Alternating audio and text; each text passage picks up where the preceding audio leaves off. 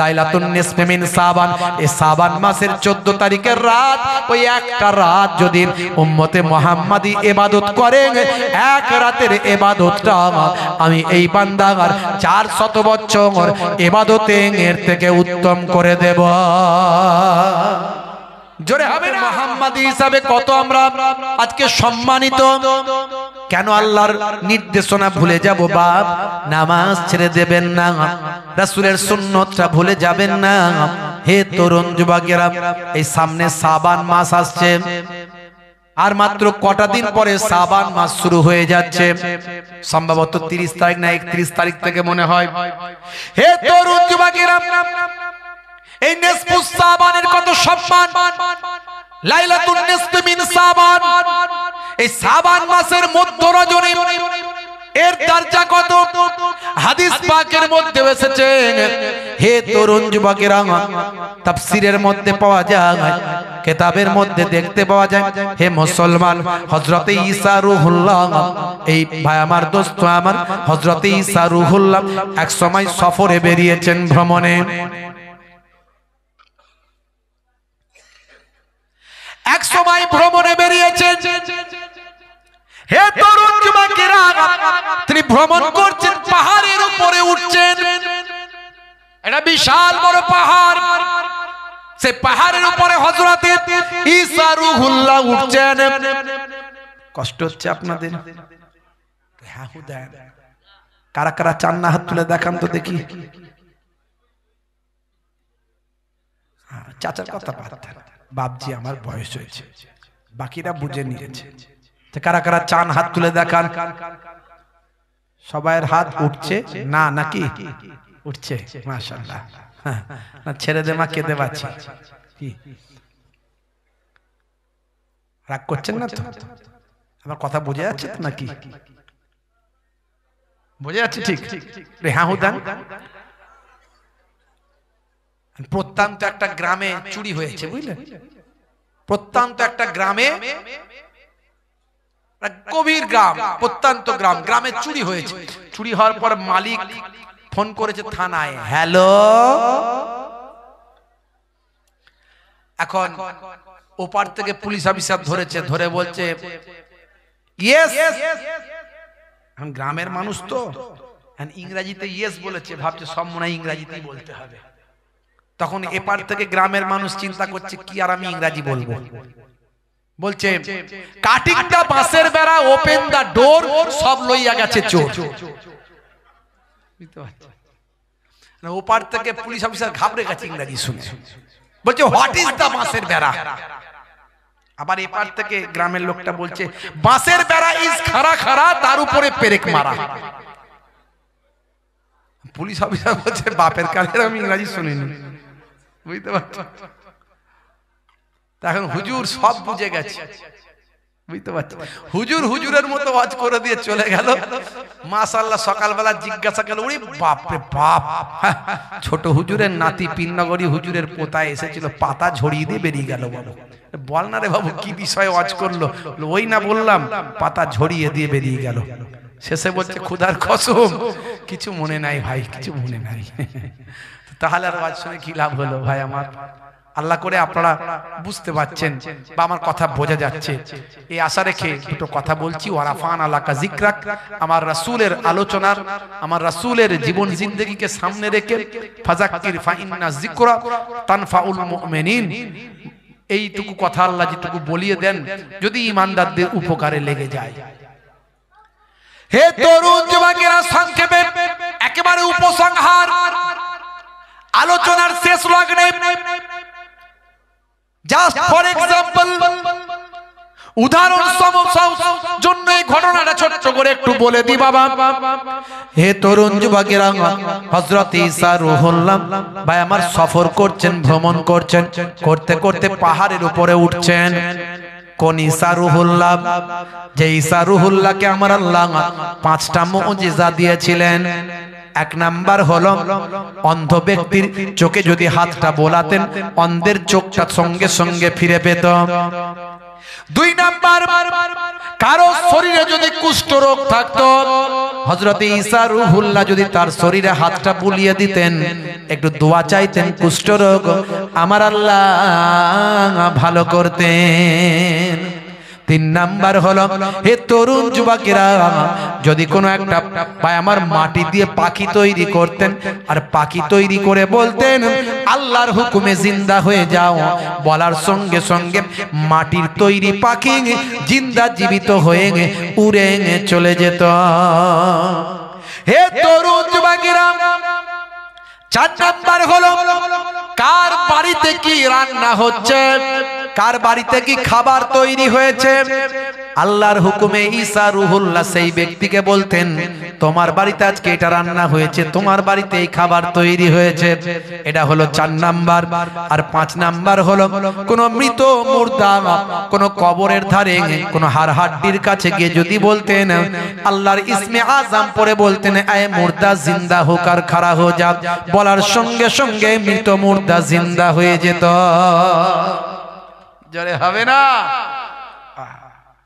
আর আমার নবীকে তাহলে মৃত একজন ঝগড়া লেগেছে, বুঝতে পারছেন, একজন মুসলমান আর একজন নাসারা, দুইজন ঝগড়া লেগেছে, বলে আমাদের নবী সবচেয়ে বড়, আমাদের নবী মৃতকে জিন্দা করত, আর মুসলমান সে বলছে আমাদের নবী সমস্ত নবীদের ইমাম, আমাদের নবী কি আর করতো না নাকি, আমাদের নবী করতো। তার তো জানা নাই, আমার নবী তো জীবনে কয়েকটা এরকম ঘটনা ঘটেছে, বেশি তো ঘটেনি, এখন জানা নাই। তো হযরত গাউসে আজম বরপীর আব্দুল কাদের জিলানী বললেন যাও বলে দাও আমার নবী তো অনেক দূরের কথা, আমি আব্দুল কাদের জিলানীও মৃতকে জিন্দা করতে পারি। ভাইরা আমার নবীর শান কত বুঝতে পারছেন? আমার নবীর শান মান ইজ্জত আল্লাহ বিরাট দিয়েছেন, নবীদের নবী বানিয়েছেন। হে তরুণ যুবকেরা, সেই নবীর উম্মত, হে যুবক, উম্মতকে উম্মতের মতো হতে হবে। কিন্তু বড় দুঃখ লাগে, আজকে উম্মত চোর, আজকে উম্মত ডাকাত, আজকে উম্মত খুনি, আজকে উম্মত মাতাল। হে যুবকেরা, মুসলমানের ছেলে নেশাখোর, পাত্তাখোর, জেনাখোর, ব্যভিচারখোর, রাগ করবেন না বাপ, হাত জোর করে বলি, আর অন্যায় পথে থাকবেন না, ফিরে আসুন আল্লাহর পথে, ফিরে আসুন, দুনিয়াতেও শান্তি পাবেন আর আখিরাতেও মুক্তি পাবেন। আমার আল্লাহর দরবার থেকে নিরাশ হয়ে যাবেন না, আপনি ভাববেন না আমার গুনাহ হয়তো কবুল হবে না। আমার আল্লাহ জানিয়েছেন, হাদিসে কুদসির মধ্যে এসেছে, লা তাকনাতু মির রাহমাতিল্লাহ, বান্দা তোরা আমার রহমত থেকে নিরাশ হয়ে যাস না, ফিরে আয়। আজকালকার পোলা দেখো সঠিক পথে চলে না, পিতামাতা গুরুজনের কথা তারা শোনে না, চুলগুলো ছোট ছোট, প্যান্ট শার্ট আটো সাটো, সুজোরা পায়ে দিয়ে, পেছনে ব্যাগ নিয়ে, লাল লাল জুতো পায়ে, চোখে কালো চশমা, দুই চোখ মেলে খোঁজে বেদের মেয়ে জোসনা, গায়ে হাতে ট্যাটু আঁকা, হেঁটে চলে আঁকা বাঁকা, কাছে গেলে দেখা যায় সুস্থ ছেলে না, তিরঙ্গার দুর্গন্ধে টেকা যায় না, তিরঙ্গার দুর্গন্ধে টেকা যায় না। আজকালকার পোলা দেখো সঠিক পথে চলে না, পিতামাতা গুরুজনের কথা তারা শোনে না। মুসলমানের ছেলে মাথার চুলের ছাঁট দেখলে মাথা খারাপ, বুঝতে পারছো, এদিকটা চাঁচা এদিকটা চাঁচা, ওপর দিক থেকে চুলগুলোকে নিয়ে এসেছে, পেছন দিকে করেছে খোপা, মেয়েদের মতো খোপা। কিরে ভাই, বলছে এটা শাহরুখ খানের নিউ ভার্সন, তাই কালারিং করেছে, রং করেছে, চারিদিকটা ফাঁকা করে ওপরটাকে চিমার মতো করে, চিমা চিমা সেজেছে মুসলমান। হাই রে হাই, বিড়ি সিগারেট খায়, চাচা আমার আসরের নামাজ পড়ছে, ঘড়ি বিড়ি পকেটে নড়ছে, মাথার টুপি খোলার টাইম নাই, মসজিদ থেকে বেরিয়ে ফাঁস করে ধরিয়ে ঠাস করে টান মারতে শুরু করেছে। মুসলমানের ছেলে বড় বড় লেকচার দেয়, মিলাদুন নবীতে যায়, জলসা দিয়ে ভাই আমার ওয়াজ নাসিহাত দিয়ে আনন্দ পায়, আবার সেই ছেলে আবার রাত্রে বেলা মাঝে মাঝে ভাই আমার মাছ বাগানের ধারে, পুকুরের পারে, নদীর ধারে চিনুমিনু টিনুপিনু সব একসঙ্গে ভাই আমার ওই সোপের সামনে গিয়ে হাতটা গলিয়ে লাল পানির বোতল নিয়ে এসে চানাচুর ভাজা দিয়ে, মুরগির কষা দিয়ে, মাছ বাগানের ধারে, নদীর পারে, পুকুরের ধারে 3-4 বন্ধু মিলে যখন খায়, আবার বলে জানিস না হুজুররা বলে কিছু খেলে বিসমিল্লাহ বলতে হয়। ভাই আমার খাচ্ছে মদ, বলছে বিসমিল্লাহ বলে খা। আবার কিছু বললে বলে হুজুররা জানে না এগুলো মদ নয়। ও হুজুররা জানবে কি করে, হুজুর মানুষ তো সব বোঝে না, এটা মেডিকেল জুস, ডাক্তার খেতে বলেছে, শরীর স্বাস্থ্য ভালো হবে, মদকে মেডিকেল জুস বলে খায়।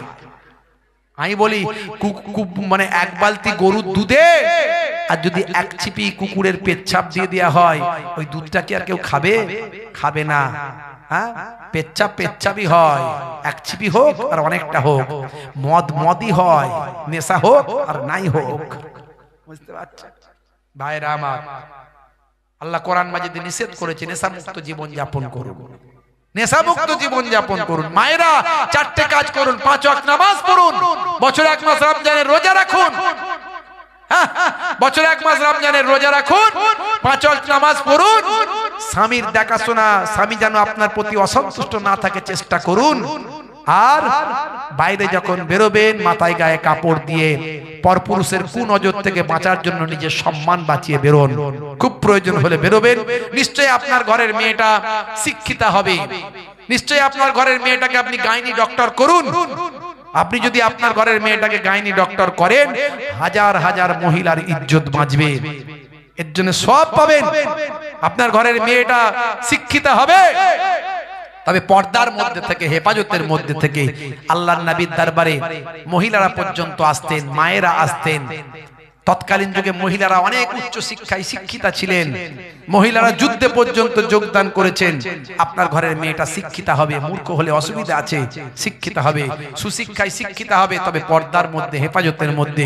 এই 4টে কাজ নারীরা, মায়েরা করবেন। এই 4টে কাজ যদি করতে পারেন, আল্লাহ তাআলা 8টা জান্নাতের দরজা উন্মুক্ত করে দেবেন। জোরে হবে না? হে তরুণ যুবকেরা, কথাই কথা বেড়ে যায়, লম্বা চওড়া নয়। আল্লাহ আমাদেরকে কোন উম্মতে মুহাম্মাদি করেছে? হে যুবকেরা শুনে রেখে দেন, হে আমার বন্ধুরা, হযরতে ঈসা রূহুল্লাহ ভাই আমার ভ্রমণ করছেন। ভ্রমণ করতে করতে পাহাড়ের বুলন্দিতে উঠেছেন। পাহাড়ের উঁচাইতে উঠে হযরতে ঈসা রূহুল্লাহ একটা বিশাল বড় সাদা পাথর দেখতে পেয়েছেন। এমন পাথর জীবনে দেখেন না, এত সুন্দর পাথর কখনো ঈসা নবীর চোখে পড়ে না। হযরতে ঈসা নবী আল্লাহকে থ্যাঙ্কস দিলেন, থ্যাঙ্কস টু আল্লাহ, ও আমার প্রভু, এত সুন্দর নিয়ামত তুমি আমাকে দেখালে। হযরতে ঈসা রূহুল্লাহকে আমার আল্লাহ বলেন, হে নবী ঈসা, একটুখানি অপেক্ষা করুন ঈসা, এর চেয়ে আরো আশ্চর্য জিনিস আপনাকে দেখাবো। হঠাৎ করে কিছু সময়ের মধ্যে পাথরটা শাক হয়ে গেল, 2 টুকরো হয়ে গেল। ওই পাথরের ভিতরে একজন আল্লাহর মাহবুব বান্দা আল্লাহ জিকিরে মাশগুল আছে। জোরে হবে না? আর জোরে হবে না? হে তরুণ যুবকেরা, এমন সময় ওই বান্দা নামাজে মাশগুল। ওই বান্দার কাছে আল্লাহ আঙ্গুরের থোলা দিয়েছেন, আঙ্গুরের খাবার, জান্নাতি খাবার, ফল ফ্রুট। ভাইরা আমার, ওই বান্দা নামাজ থেকে ফারেগ হলেন। সালামটা ফেরানোর পরে হযরতে ঈসা নবীর সঙ্গে পরিচয় হলো। ঈসা রূহুল্লাহ জিজ্ঞাসা করলেন, আচ্ছা বাবা, হে যুবক, তুমি এই জায়গায় ইবাদত করছো, কিভাবে খাওয়া দাওয়া, শ্বাস প্রশ্বাস কিভাবে সবকিছু? সেই যুবক বলল, আমার আল্লাহর নিয়ামত, আমার আল্লাহ আমাকে সবকিছু দিয়ে এই জায়গায় রেখেছেন। হে তরুণ যুবকেরা, হে আমার মুরব্বিয়ানেরা, সেই সময় হযরতে ঈসা রূহুল্লাহ ভাই আমার দোস্ত আমার জিজ্ঞাসা করলেন, আপনি এই পাথরের ভিতরে কত বছর এইভাবে ইবাদত করছেন? ওই বান্দা বললেন, আমি 400 বছর আল্লাহর ইবাদতে এইভাবেই মাশগুল হয়ে আছি। হে তরুণ যুবকেরা, হে আমার বন্ধুরা, হযরত ঈসা রূহুল্লাহ এই কথা শুনে সিজদায় পড়ে গেলেন, আল্লাহকে থ্যাঙ্কস দিলেন। আল্লাহ আপনি একই নিয়ামত দেখাচ্ছেন, এত বড় মাহবুব বান্দা পাথরের ভিতরে আল্লাহর ইবাদত করছে, তুমি তাকে কুদরতি খাবার, কুদরতি হাওয়া পানি বাতাস দিয়ে, কুদরতি খাদ্য দিয়ে তাকে বাঁচিয়ে রেখেছ। আমার আল্লাহ বলেন, ও নবী ঈসা শুনে রেখে দাও, জেনে রেখে দাও, তোমাকে কি এর থেকে আরো আশ্চর্যজনক কথা আমি শোনাবো। হযরত ঈসা রূহুল্লাহ বলেন, আল্লাহ নিশ্চয় আপনি আমাকে এর থেকে আশ্চর্য কি হয় শোনান। আমার আল্লাহ বললেন, হে নবী ঈসা, লাইলাতান নিসফে মিন সাবান, সাবান মাসের 14 তারিখে রাত, যে রাতটা আছে, আমার একটা নবী আসবেন, সেই নবীর জামানায় উম্মতে মুহাম্মাদি, তার ফলোয়ার্স, তার শিষ্য, তার সাহাবা যারা হবে, তার ফলোয়ার্স যারা হবে, লাইলাতুন নিসফে মিন সাবান, এই সাবান মাসের 14 তারিখের রাত, ওই একটা রাত যদি উম্মতে মুহাম্মাদি ইবাদত করেন, এক রাতের ইবাদতটা আমি এই বান্দার 400 বছর ইবাদতের থেকে উত্তম করে দেব। আব্দুল্লাহর ওই বাগানে, জোরে হবে না, ওই বাগানের ফুলকলি, ওই বাগানের ফুলকলি ফুটলো সারা ভুবনে, 12 রবিউল আউয়ালে রহমত ওয়ালা নবী এলো রে, সাফাআতের তাজ পরে জমিনে, বরকত ওয়ালা নবী এলো রে, এলো রে ভাই, এলো রে, এলো রে ভাই, এলো রে, কাউসার, কাউসার ওয়ালা নবী এলো রে। আল্লাহুম্মা সাল্লি আলা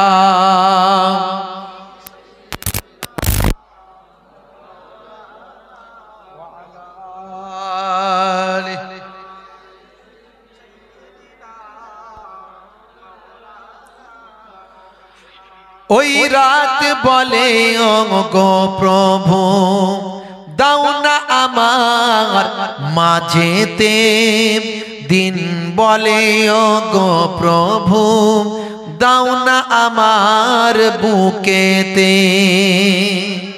জোরে হবে না, জোরে হবে না।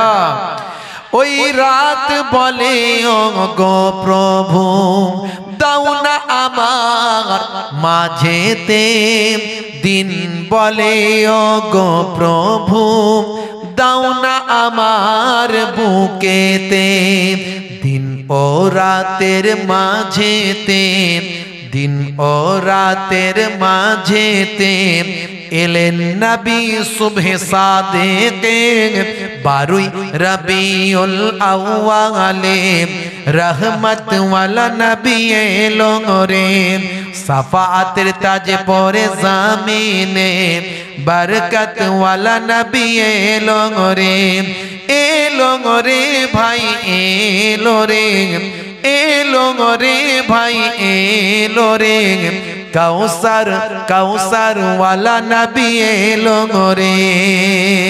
আল্লাহুম্মা সাল্লি আলা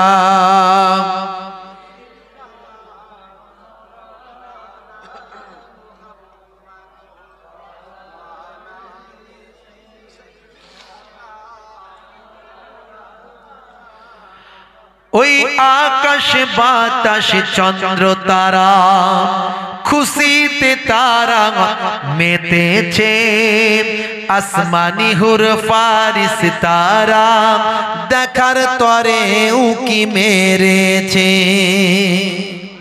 জোরে হবে না, আর জোরে হবে না। ওই আকাশ বাতাস চন্দ্র তারা খুশিতে তারা মেতেছে, আসমানি হুর ফারিস তারা দেখার তরে উকি মেরেছে। দাদু মুত্তালিব খুশি হয়ে, দাদু মুত্তালিব খুশি হয়ে মক্কাবাসীর দাওয়াত করেছে 12 রবিউল আউয়ালে রহমত ওয়ালা নবী এলো রে সাফাআতের তাজ পরে জমিনে বরকত ওয়ালা নবী এলো রে ভাই এলো রে ভাই এলো রে কাউসার ওয়ালা নবী এলো রে আল্লাহুম্মা সাল্লি আলা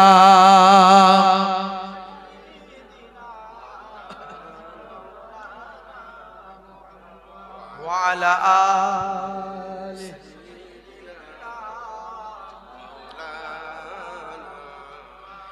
وقال الله تعالى في كلامه المجيد والفرقان الحميد لقد كان لكم في رسول الله أسوة حسنة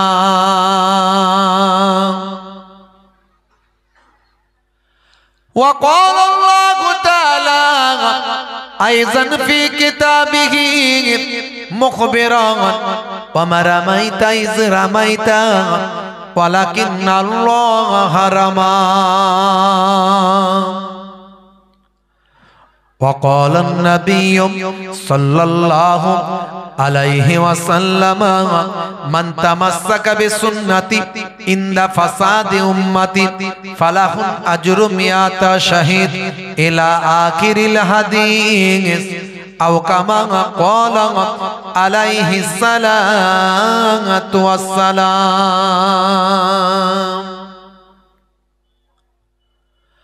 وقال النبي صلى الله عليه وسلم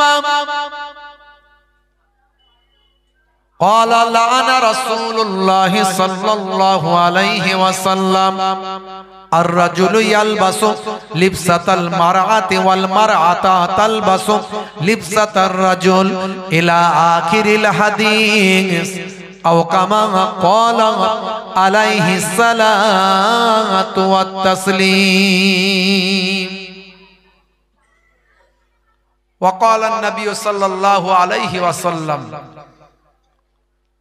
7 تجري للعبد بعد موته وهو في قبره من علم علما أو كسر نهرا أو حفر بيرا أو غرس نخلا أو بنى مسجدا أو ورث مصحفا أو ترك ولدا يستغفر له بعد موته إلى آخر الحديث أو كما قال عليه الصلاة والتسليم শ্রদ্ধেয় সম্মানীয় মোহতারাম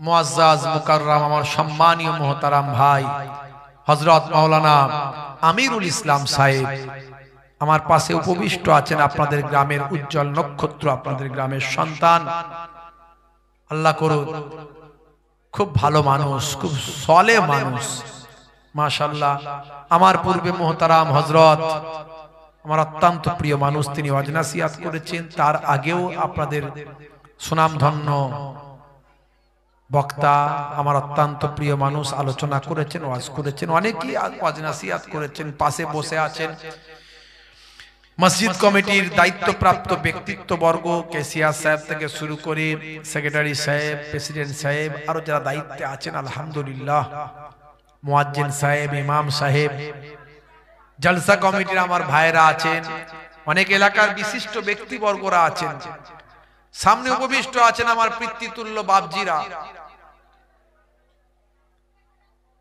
জওয়ান যুবকেরা আছেন পর্দার আড়ালে আমার জননী মায়েরা বোনেরা আছেন মিডিয়া পারসন আছেন ম্যানেজমেন্টের দায়িত্বে যারা আছেন প্রত্যেককে ফুরফুরা দরবার শরীফ ছোট হুজুর পীর কেবলা রহমাতুল্লাহ আলাইহির মেয়ে ছেলে নাতি হিসাবে মায়াপুর পীরনগরী হুজুর পীর কেবলা রহমাতুল্লাহ আলাইহির ছেলে পৌত্র হিসাবে দুই দরবারের দুই খানদানের পক্ষ থেকে আমি মোহেবুল্লাহ হুসাইনি আমার হরিণখোলা দরবার শরীফের পক্ষ থেকে প্রত্যেককে আন্তরিক সালাম শুভেচ্ছা ভালোবাসা জ্ঞাপন করি। আল্লাহ পাকের রহমত সমস্ত ঈমানদারের উপর হোক, জোরে বলুন আল্লাহুম্মা আমিন। খুব অল্প সময়ের জন্য একটু জিকরুল্লাহ জিকরুন নবীর আলোচনা, দীর্ঘ সময় নয়। আল্লাহ করে আপনারা বসিরহাট এলাকার মানুষ, আল্লামা হুজুরের পাশের এলাকার মানুষ, এখানে ইসলামের কালচার অনেক আলহামদুলিল্লাহ। ঘরে ঘরে হাফেজ মাওলানা সাহেব, মুফতি সাহেব, বুঝতে পারছেন, ঘরে ঘরে। জি হ্যাঁ, আপনাদের এলাকায় অনেক হাফেজ আলেম মাওলানা মুফতি। তাহলে যেই এলাকায় হাফেজ আলেম মাওলানা মুফতি, সেই এলাকায় তো ইসলামের প্রচার প্রসার বেশি থাকবে, কথা ঠিক না ভুল?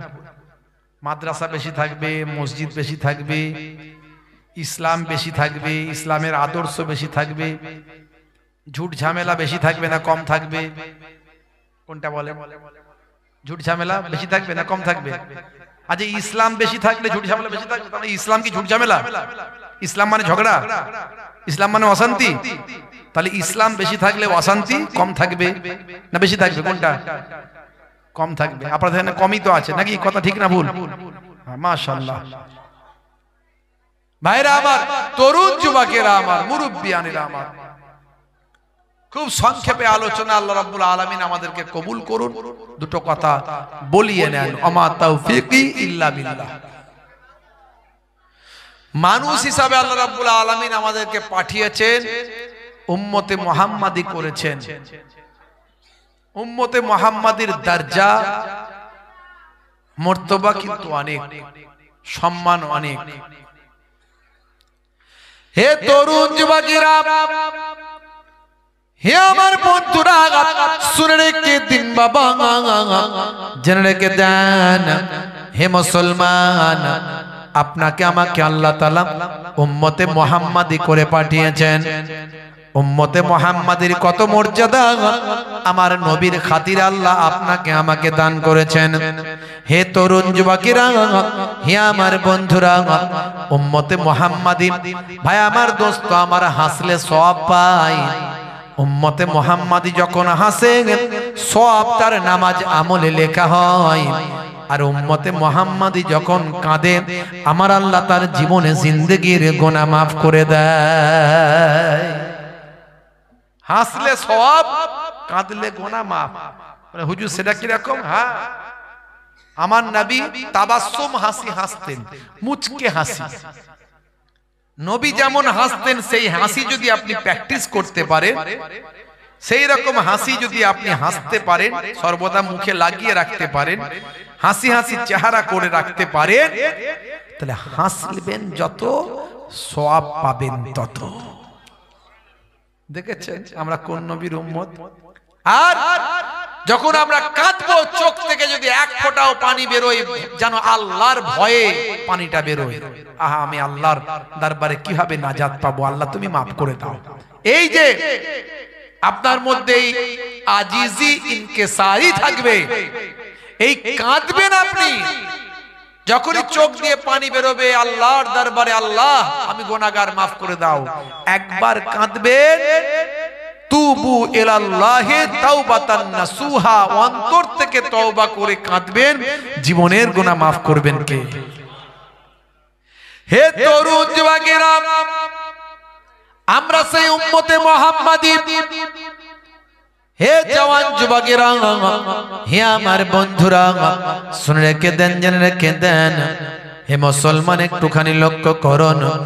আপনি আমি যখন নামাজ দাঁড়াই, আপনি আমি যখন নামাজ পড়তে শুরু করি, ভাইরা আমার, মুসা কালিমুল্লাহ আল্লাহর সঙ্গে কথা বলতেন।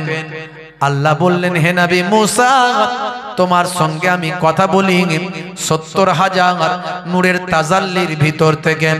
তুমি আমাকে দেখতে পাও না, তুমি দেখতে চেয়েছো দেখতে পাও না, কারণ আমি আল্লাহ বলেছি লান তারানি, আমার সঙ্গে দেখা তুমি পাবে না। তুমি জোর করেছিলে, এমন নূরের তাজাল্লি পড়েছিল আমার, তোর পাহাড়টা জুড়ে ছারখার হয়ে গিয়েছিল। হে নবী মুসা, তুমি আমাকে দেখতে পেলে না। কিন্তু শোনো, উম্মতে মুহাম্মাদি আখেরি জামানার পয়গম্বর একজন একজন আসবেন, যিনি হবেন জগতের শেষ নবী, আখিরি জামানার পয়গম্বর। সেই নবীর উম্মতের সঙ্গে আমার কি সম্পর্ক শোনো। আমি যখন সেই নবীর উম্মতকে নামাজের কথা বলেছি, নামাজকে প্রতিষ্ঠা করতে বলেছি, সেই নবীর উম্মত যখন সিজদায় যাবে, নামাজে যখন চলে যাবে, হে নবী মুসা শুনে রেখে দাও, as-salatu মিরাজুল মুমিনিন। সেই নবীর উম্মত যখন নামাজে যাবে, তার সঙ্গে উম্মতে মুহাম্মাদের সঙ্গে আমি আল্লাহ কোনো পর্দা থাকবে না, কোনো বাধা থাকবে না, সরাসরি আমার সঙ্গে তাদের দিদার হয়ে যাবে। যদি হবে না, আমরা সেই নবীর উম্মত, আল্লাহ রাব্বুল আলামিন আমাদেরকে সেই নবীর উম্মত করেছেন। এখন সেই নবীর উম্মত কেমন ভাবে জীবন যাপন করা দরকার, এটা নিয়ে একটু আলোচনা। সেই নবীর উম্মত আমরা কেমন ভাবে জীবন যাপন করব আর করছি। হে তরুণ যুবকেরা, হে আমার বন্ধুরা, হে আমার মুরব্বিয়ানেরা, শুনে রেখে দিন বাবা, এই নবীর উম্মতের জন্য আমার আল্লাহ একটা কিতাব দিলেন, যে কিতাবটা হলো পৃথিবীর শ্রেষ্ঠ কিতাব, যে কিতাবটার কোন রাইটার আপনি পাবেন না।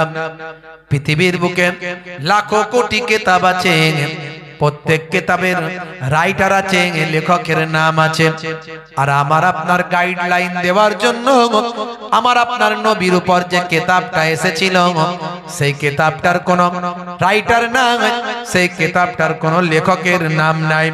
হে তরুণ যুবকেরা, হে আমার বন্ধুরা, হে আমার মুরব্বিয়ানেরা, এই কোরআন মাজিদ এমন একটা কিতাব, 1450 বছর আগে আমার আপনার নবীর কাছে 23টা বছর ধরে 6666টা আয়াত, 30 পারা কোরআন মাজিদ অবতীর্ণ হয়েছে।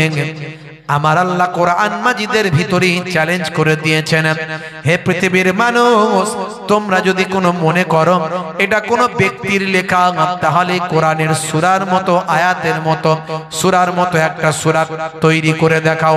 ওয়া ইন কুনতুম ফি রাইবিন মিম্মা নাযালনা আলা আবদিনা ফাআতু বিসূরাতিন মিন মিসলিহি ওয়াদউ শুহাদাআকুম মিন দুনিল্লাহি ইন কুনতুম সাদিকিন। হে দুনিয়ার মানুষ, যদি তোমাদের অবিশ্বাস হয়, যদি তোমাদের মধ্যে ডাউট তৈরি হয়, যদি তোমাদের মধ্যে সন্দেহ তৈরি হয়, আমি আমার বান্দার উপর, আমি আমার বন্ধুর উপর, আমি আমার পয়গম্বরের উপর যে কিতাব নাজিল করেছি, এই কিতাব সম্পর্কে যদি তোমাদের কোনো ডাউট হয়, তাহলে এই কোরআনের সূরার মতো একটা সূরা বানিয়ে দেখাও, কোরআনের সূরার মতো একটা সূরা আমার কাছে এনে দেখাও। আল্লাহ ব্যতীত তোমরা তোমাদের সমস্ত বন্ধুদের সঙ্গে নাও। 1450 বছর আগে আল্লাহর চ্যালেঞ্জকে আজ পর্যন্ত পৃথিবীর কোন মানুষ আল্লাহর চ্যালেঞ্জের মোকাবেলা করতে পারে না। যদি আগুন লেগে ধ্বংস হয়ে যায়, ধ্বংস হয়ে যায় পৃথিবীর সব বইয়ের দোকান, তবু বিশ্ব থেকে হারাবে না পবিত্র কোরআন। জোরে হবে না, জোরে হবে না। করবে কেমন করে কোরআন ধ্বংস আগুনের তেজ, করবে কেমন করে কোরআন ধ্বংস আগুনের তেজ। আছে বিশ্বে ভরা অগণিত কোরআনে হাফিজ, তারা ছাপি আসমানি গ্রন্থ, তারা ছাপি আসমানি গ্রন্থ, বাঁচাবে ইসলামের সম্মান, তবু বিশ্ব থেকে হারাবে না পবিত্র কোরআন। জোরে হবে না। নাহানু নাযালনা যিকরা ওয়া ইন্না লাহু লাহাফিজুন। আমার আল্লাহ বলছেন এই কোরআন মাজিদ আমি আল্লাহ নাজিল করেছি, আর এই কোরআন মাজিদের রক্ষা করার দায়িত্ব আমি আল্লাহ গ্রহণ করেছি। 1450 বছর ধরে কোরআন মাজিদের অনেক বিরোধিতা করা হয়েছে, কোরআন মাজিদকে ধ্বংস করার অনেক চক্রান্ত করা হয়েছে, কিন্তু কোরআন মাজিদের একটা অক্ষর কেউ কেউ বদলাতে পারেনি। পেরেছে? যে বদলাতে গেছে সে নিজে বদলে গেছে। কথা ঠিক না ভুল বলে? ওয়াসিম রেজভি নাম শুনেছিলেন? ওয়াসিম রেজভি এক জালেম, তার নামটা জালেমদের খাতায় আল্লাহ তুলে দিয়েছে। সে কোরআন মাজিদের 26টা আয়াত নিয়ে সুপ্রিম কোর্টে মামলা করেছিল। গত 1 বছর আগে, 1 থেকে 1.5 বছর আগের কথা বলছি। সুপ্রিম কোর্টে মামলা করেছিল 26টা আয়াত নিয়ে। সুপ্রিম কোর্টের বিচারপতি তিনি কোরআন মাজিদ অধ্যয়ন শুরু করলেন। কোরআনের বিরুদ্ধে রায় দিতে হবে, যাইতে ব্যাপার কোরআনের বিরুদ্ধে রায় দেবে দুনিয়ার মানুষ। আল্লাহ প্রদত্ত যার কোনো রাইটারই নাই, যে কেতাবের সেই কেতাব নিয়ে রায় দেবে। বুঝতে পারছেন? ছোটখাটো ব্যাপার নয়। পৃথিবীর 200 কোটি মানুষ কন্টিনিউয়াসলি যে কোরআন মাজিদ ফলো করেন, যে কোরআনের জন্য নিজেদের জীবনকে উৎসর্গ করতে পারেন। কথা ঠিক না ভুল? সেই কোরআন মাজিদের বিরুদ্ধে রায় দিতে গেলে পড়াশোনা করতে হবে। সত্যি কি ব্যাপার দেখি কোরআন মাজিদে কি আছে। বিচারপতি কোরআন মাজিদ অধ্যয়ন করার পরে যেদিন রায় ঘোষণা করলেন, সেদিনে বললেন, হে মিস্টার রেজভি, আপনি যে কোরআনের বিরুদ্ধে মামলা করেছেন, যে 26টা আয়াত নিয়ে আপনার কমপ্লেন, অভিযোগ, আপনি কি কোরআন মাজিদ ভালো করে পড়লেন না? আপনার অভিযোগগুলোর অ্যানসার ওই আয়াতের আগে পরে সব দেওয়া আছে। আমি তো কোরআন মাজিদ পড়ে দেখলাম, সব অ্যানসার তো কোরআনের মধ্যেই আছে। আপনি ভালো করে পড়েননি, না বুঝে না জেনে আপনি মামলা করে দিলেন। সারা পৃথিবীর 200 কোটি মানুষের আঘাত লাগলো হৃদয়ে।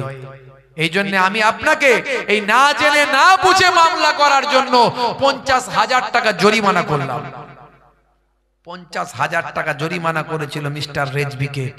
এই তার দুনিয়ার শাস্তি।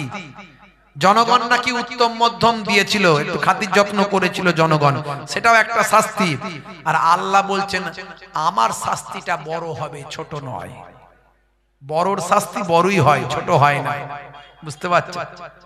আল্লাহর কাছে ক্ষমা চাইলে বড়র ক্ষমা বড় হয়, আবার বড়র শাস্তি বড় হয়। আল্লাহ যখন ধরেন তখন আর ছাড়েন না, যখন ধরেন না, ধরলে ছাড়েন না। আল্লাহ বলেন, দাঁড়া, তুই আমার কোরআনকে বদলাতে চেষ্টা করেছিস, আমার কথাকে বদলাতে চেষ্টা করেছিস, আমি তোর জীবন বদলে দেব। ইতিহাস খুলে দেখুন, মিস্টার রেজভির নাম আর রেজভি নাই, তার নাম বদলে গেছে, পরিচয় বদলে গেছে, ঠিকানা বদলে গেছে, অ্যাড্রেস বদলে গেছে, ধর্ম বদলে গেছে, পরিবার বদলে গেছে। তার পরিবারের লোক আর তাকে কেউ গ্রহণ করেনি। বাপ বলছে ও আমাদের সন্তান নয়, আমরা সন্তান বলে মনে করি না। ভাই বলছে আমার ভাই বলে মনে করি না। স্ত্রী বলছে আমার স্বামী বলে মনে করি না। সন্তান বলছে আমার বাপ বলে মনে করি না। আমাদের খাতা থেকে নাম বাদ, আল্লাহর খাতা থেকে বাদ, আমাদের খাতা থেকে বাদ, সব বদলে গেছে। আল্লাহর কোরআন বদলাতে গিয়ে নিজে বদলে গেছে। এটা হলো বড় শাস্তি। বুঝতে পারছো? হে তরুণ যুবকেরা, সেই কোরআন নিয়ে দুই একটি কথা বলবো। হে তরুণ যুবকেরা, কোরআন মাজিদ সারা পৃথিবীর বুকে আজকে আলোচনা হয়। কোরআন মাজিদ নিয়ে সারা পৃথিবীতে আজকে গবেষণা হয়। কোরআন মাজিদ নিয়ে আলোচনা চলে। কি এমন আছে কোরআন মাজিদের ভিতরে? পৃথিবীতে প্রত্যেকটা কিতাব সংশোধন সংযোজন করা হয়েছে, কিন্তু except only one book in the world, সারা পৃথিবীর বুকে একটাই কিতাব, যে কিতাবটার সংশোধন সংযোজন করার ক্ষমতা কারো নাই। কি এমন আছে এই কিতাবের ভিতরে যার ভিতর থেকে একটাও ভুল খুঁজে পাওয়া যায় না? কেউ যদি কোরআনের ভুল বের করতে যায়, সে নিজেই বদলে যায়, কিংবা সে নিজে কোরআনের ভক্ত হয়ে যায়। কেসিয়াস কেলে থেকে টাইসন, গ্যারি মিলার থেকে জেনিফার, মাইকেল জ্যাকসন থেকে মিস্টার ডিউ ডেভিস, হে তরুণ যুবকেরা, পৃথিবীর বিখ্যাত বিখ্যাত ব্যক্তিগুলো কোরআন নিয়ে গবেষণা করলো, কোরআন মাজিদের ভক্ত হয়ে গেল। হে তরুণ যুবকেরা, হে আমার বন্ধুরা, শুনে রেখে দিন বাবা, জেনে রেখে দিন, হে মুসলমান, 1450 বছর আগে এই কোরআন মাজিদের ভিতরে যা কিছু লেখা হয়েছে, আল্লাহ প্রদত্ত যা কিছু কথা কোরআন মাজিদে এসেছে, সব আজকের যুগে একটা অবৈজ্ঞানিক নয়, একটাও অবাস্তব নয়। কোরআন মাজিদ পড়ে বড় বড় পণ্ডিতেরা এটাই ধারণা করেছেন। বড় বড় পণ্ডিতেরা অবাক হয়ে যায়, বেদুইনদের মাঝখানে সেই সময়কার মানুষ পশুপালন করত, যাযাবর জীবন যাপন করত। এই যাযাবর বেদুইনদের মাঝখানে কোরআন মাজিদ এমন অথেন্টিক কিভাবে হতে পারে? আজকে 1450 বছর পরেও কি করে কোরআন মাজিদ প্রাসঙ্গিক হতে পারে? 1450 বছর পরেও কোরআন মাজিদের কিভাবে বাস্তবতা পৃথিবীর মানুষের সঙ্গে খাপ খায়? অবাক! পৃথিবী বিখ্যাত বিখ্যাত ব্যক্তিগুলো অবাক। তারা মেনে নিতে বাধ্য হয়েছে যে এটা আল্লাহর প্রদত্ত কিতাব ছাড়া অন্য কিছু নয়, মানুষের তৈরি কিতাব হলে আজকের যুগের সঙ্গে নিশ্চয়ই কোনো বিতর্ক তৈরি হতো, আজকের যুগের বাস্তবতার বিরুদ্ধে যেত, আজকের যুগের বিজ্ঞানের সঙ্গে কখনো ডিবেট হতো, বিজ্ঞানের সঙ্গে লড়াই হতো কোরআনের। সেটা হয়নি, বরং বিজ্ঞানের যত ডেভেলপমেন্ট বেড়েছে তত কোরআন মাজিদের বাস্তবতা প্রমাণিত হয়েছে।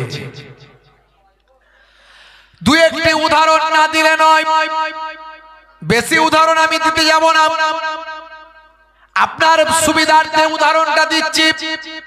হে তরুণ যুবকেরা, অনেক উদাহরণ আমার দেওয়া আছে, ইন্টারনেটে সার্চ করলে আপনি পাবেন 20-25 হাজার বক্তব্য আমার আছে। যখনই আমি বের করি তখনই মানুষের সামনে বলার চেষ্টা করি, যখনই আমি তথ্যটা পাই তখনই তুলে ধরার চেষ্টা করি। অনেক উদাহরণ দেওয়া আছে, আমি বেশি উদাহরণ দিতে যাব না, মাত্র 2-1টি উদাহরণ দিচ্ছি বাপ, খুব সংক্ষেপে আলোচনা। হে তরুণ যুবকেরা, মাত্র এক, জোরে হবে না, জোরে হবে না,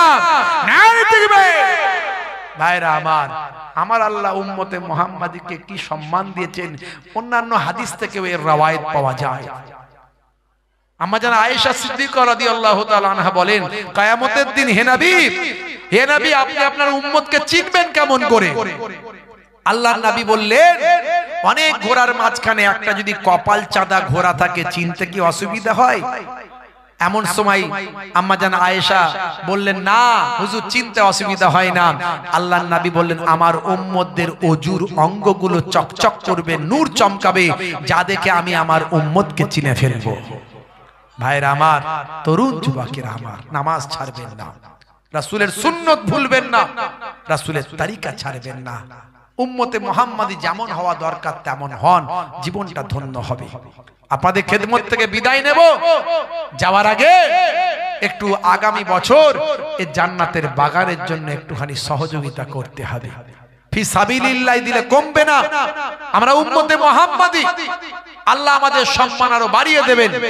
যারা কবরে চলে গেছেন তারা বলেন, হায় রে হায়, যদি একবার দুনিয়ায় উঠে যেতে পারতাম, ফাআসাদ্দাকা, আমি সাদকা করতাম, দান করতাম।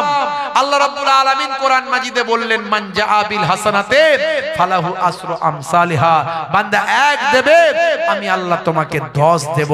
হাদিসে কুদসির মধ্যে এসেছে, একের বদলে 10 দেব, একের বদলে 100, একের বদলে 700, একের বদলে আমি আল্লাহ বেহিসাব মালে মালামাল করে দেব।